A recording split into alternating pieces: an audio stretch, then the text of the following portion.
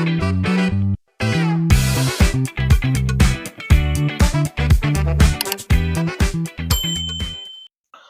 back to Balance and Thrive, where we explore the intersection of work, life, and well-being.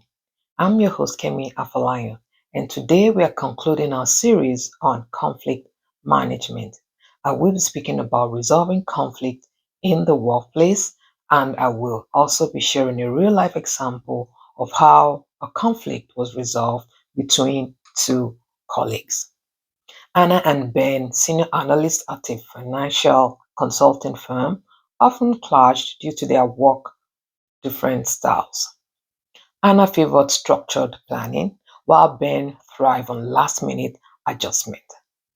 Over time, their disagreement escalated, disrupting teamwork and delaying project outcome, particularly as a major client presentation approached. Their manager, noticing the tension, arranged mediation session where both could openly express their concerns. The manager encouraged them to find a common ground and they both agreed to blend their approaches. Anna would structure the framework while Ben refined the details closer to the deadline. Also, they scheduled regular check-ins to foster better collaboration. With this new strategy, they successfully completed the presentation on time, impressing the client and also strengthening the firm's reputation. Their improved teamwork, enhanced efficiency, reduced stress, and positively influenced the overall team dynamics. Observing this change, their colleagues appreciated the smoother workflow and the cooperation. The key lessons learned included that it's important to communicate effectively and openly, to compromise, and also to ensure that there is respect for each other in the workplace. This case study highlights how structured conflict resolution can transform the workplace relationship and improve professional outcome. Resolving workplace conflict requires a structured approach to ensure that the professional relationship remains intact and productivity is not disrupted. To effectively do this requires communication, empathy, and strategic problem solving. So it's important when you're trying to resolve a conflict that you create a safe space where the parties involved can feel comfortable expressing themselves. Encourage both parties to express their concerns honestly without any judgment. And that is why open communication and listening actively is key. Identifying the underlying root of the conflict rather than focusing on the surface level disagreement will help in addressing the situation. Then staying neutral and professional by approaching this conflict with fairness, avoiding emotional reactions or favoritism. Ensure everyone is heard without interrupting or acknowledging their perspective.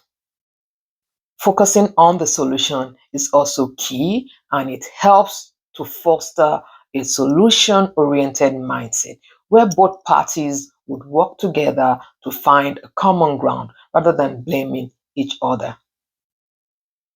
Setting clear expectations and guidelines for future communication and collaboration will prevent future misunderstanding. Resolving conflict can sometimes be challenging, and based on the complexity of the conflict or even the people involved. So, here are some of the challenges that can make resolving conflict difficult or challenging, especially if the parties involved are not experienced in conflict resolution. Lack of clear communication and misunderstanding can escalate the tension rather than resolve them. Emotional reactions such as anger, frustration, or personal bias can make it harder for people to engage in productive dialogue. The willingness to compromise or if one or both parties refuse to find middle ground, can also make resolution nearly impossible. Power dynamics within the workplace or within the group can make conflict resolution challenging, especially if one side feels unheard. Lack of trust in the resolution process as a result of previous negative experiences may prevent people from believing in the fairness of the resolution process.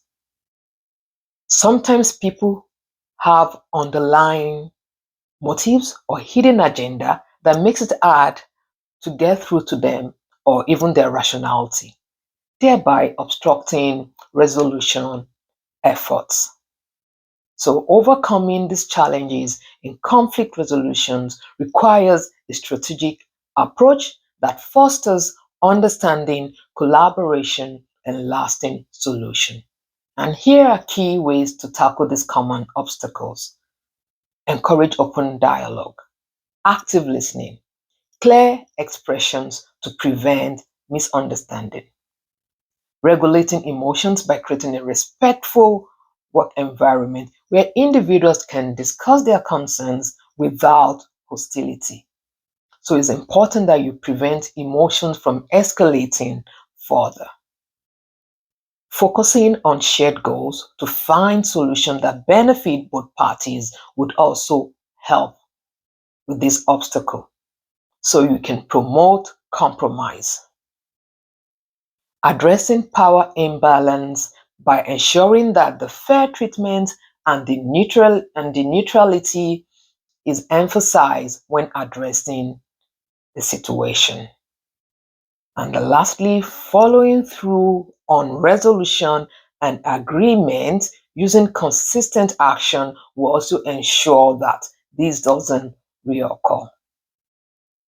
Conflict avoidance can sometimes be challenging.